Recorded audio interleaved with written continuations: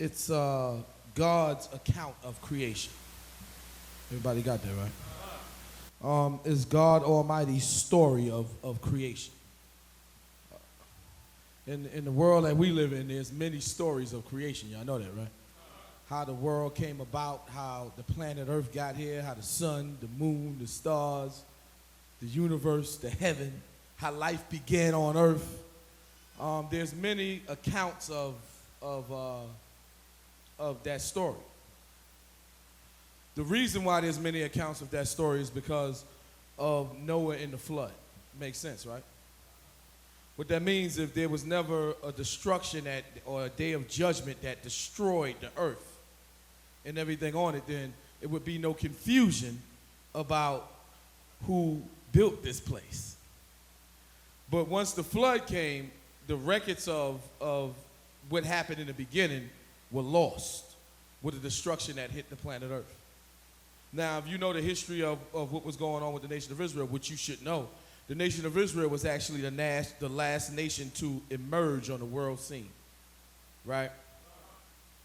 The nation of Israel was the last nation to emerge because we was a nation that had our beginning in captivity, in slavery. All nations was already in their land. They already had their kingdom. So after the flood, what the nations did is they stole the history of the earth to fit their culture. So they started to say that their gods created this and did this, and their gods brought a flood, and it was the epic of Gilgamesh. And so then you're going to hear about people telling you, or the scholars telling you, that there's stories of creation much older than Moses' account. But again, the reason for that is what?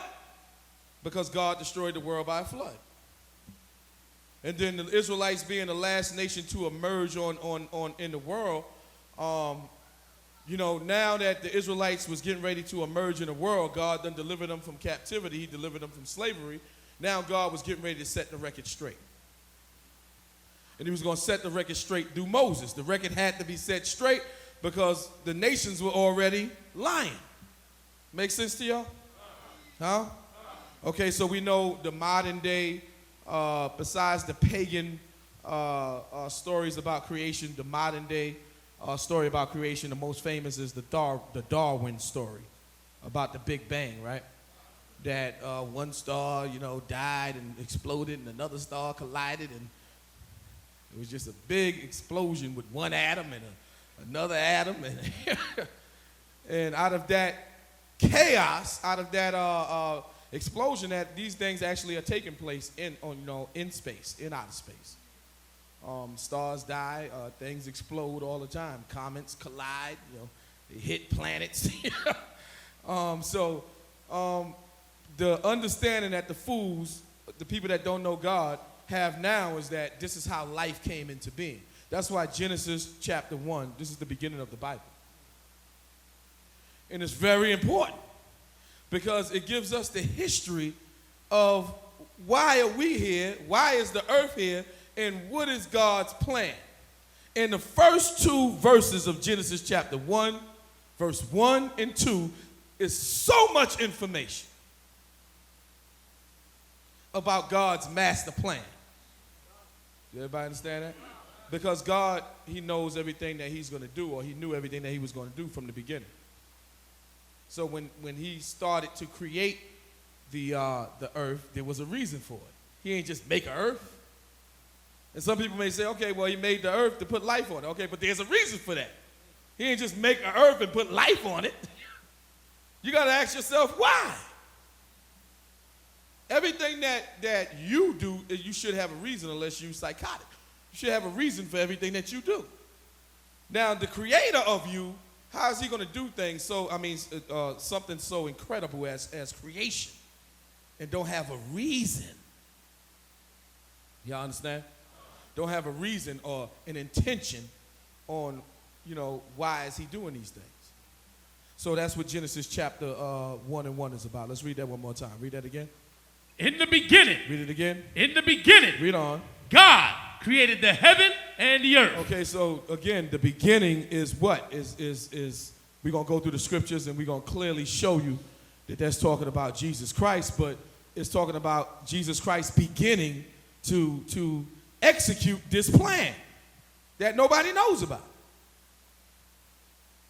When you read other part of the Bible, it tells you about the Tower of Babel. It says the beginning of Nimrod's kingdom was the Tower of Babel. That means that was his start. So in the beginning meant what? That this is Jesus Christ's start, is his beginning to executing this plan of God Almighty in this area of eternity. Y'all still with me so far? Okay, so you got to follow the story. Why is there so many different accounts of creation? It's because God had visited this planet with a judgment day, and he destroyed everything on it except Noah, his sons, and the select animals that was allowed to come on the ark with them and their wives. Do everybody understand that? And God, when the Israelites came out of captivity, that's when the Lord took Moses and he said, listen, now I want the whole world to know the truth. Because the time came for the whole world to know the truth. What they found out first, that their God is not God. Because the earth was just visited by a mighty God that destroyed a mighty kingdom and delivered slaves out of that kingdom, which were the children of Israel. So now the truth had to be told. Everybody got that? Get your apocryphas out and get the book of 2nd Ezra.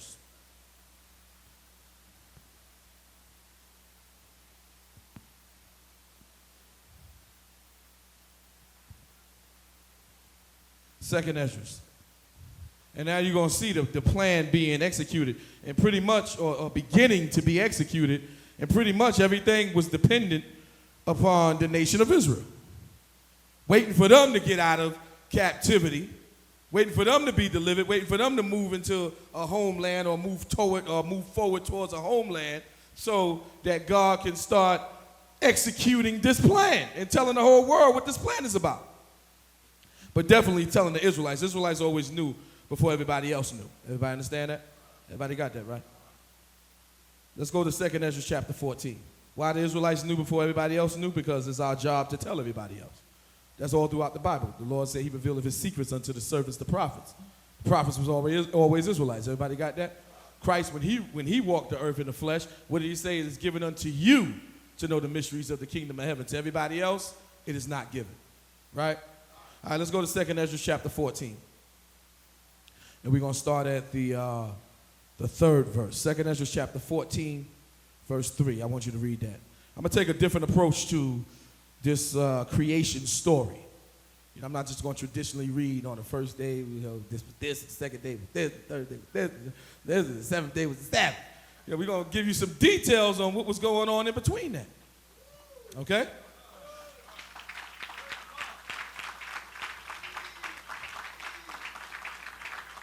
So, it's just like Christ prophesied about the devil when Christ was about to leave this world. He said, the prince of this world cometh, which is Satan, and have nothing in me. That means there was going to be no truth told about Jesus Christ by the devil. There was going to be no truth about Jesus in this world. Do everybody understand that?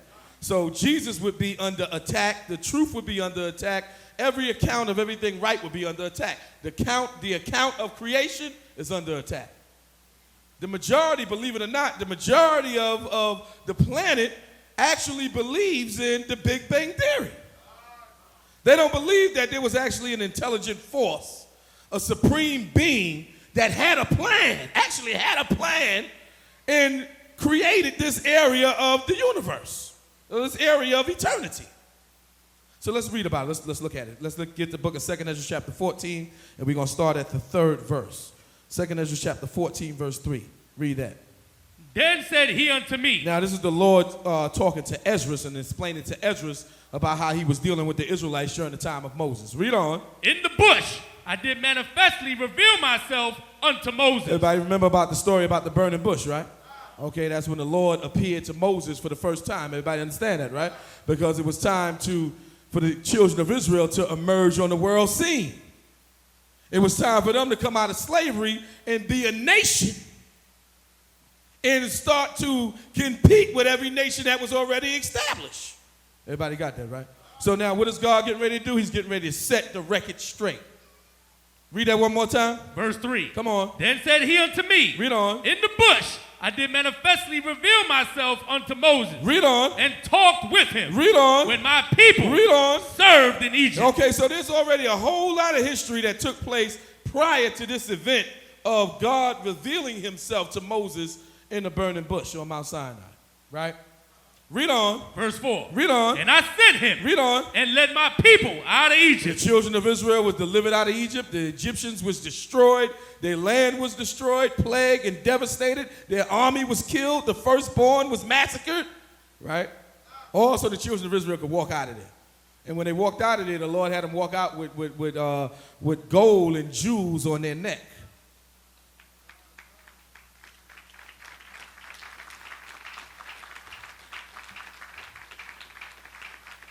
In other words, what was the Lord saying to the world? Because remember, this is a nation coming out of captivity, actually getting ready to come among all nations for the first time. So what was the Lord saying to the world? The world was saying, look at the slaves. God was saying, here come the kings.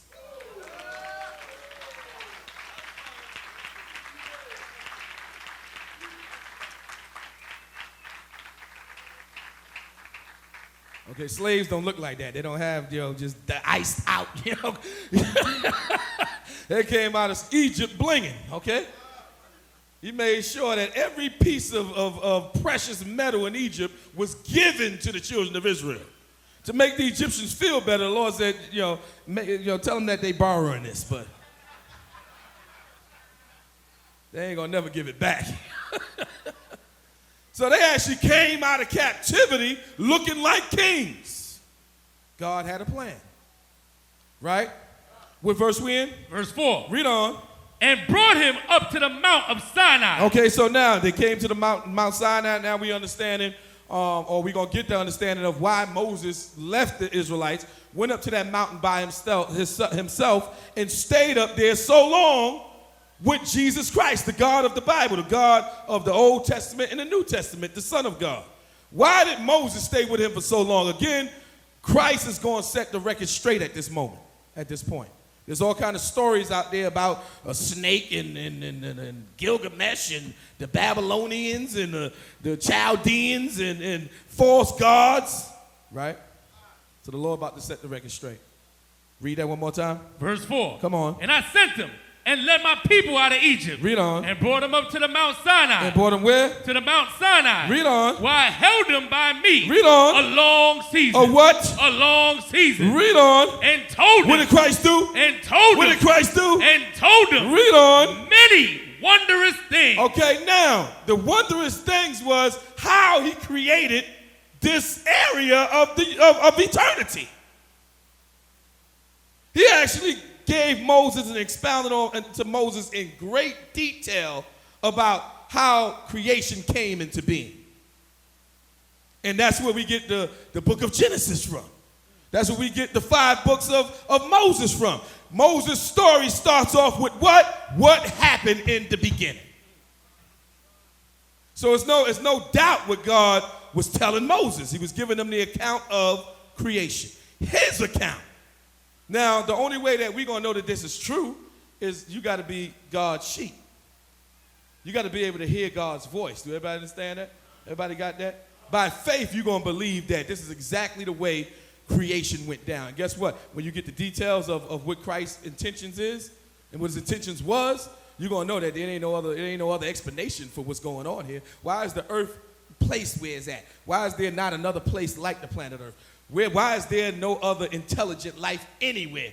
Why, as far as the eye can see, and as far as their modern technology, their works of modern technology can see, which is their telescopes that can see far into space, they don't see nothing? Why have they been looking for a life and they have not found it yet?